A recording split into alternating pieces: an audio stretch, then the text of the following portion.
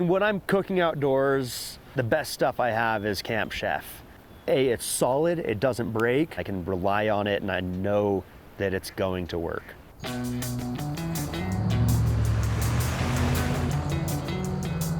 From a very young age, my family would go camping. As long as I can remember, I was spending time in the outdoors.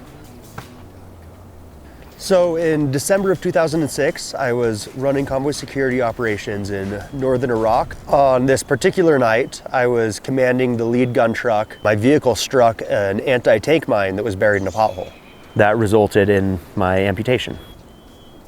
Now, as I've sort of moved forward from injury, I do a lot of work with nonprofits. Teaching people how to climb, sharing my experience. I cook pizza at a small brewery in Ridgeway. Food's another one of those things where, you cook food for people and it makes them happy. So I like making people happy.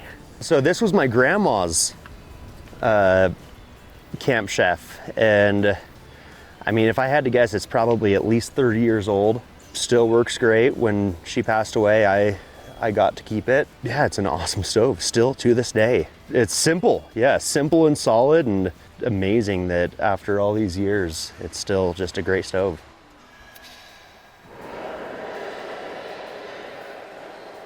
For some reason, when I cook outside, it's just more fun. I think perhaps I tend to put a little bit more thought into it because I'm not just cooking as a chore, and I generally tend to cook much better food outside than I do at home.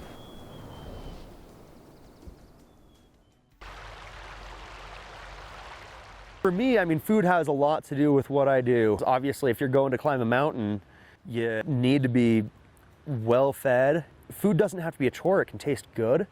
And I love sharing it with others. I've really started to realize within the past couple of years, I cook my best meals when I'm feeding other people. Camp Chef really checks all the boxes.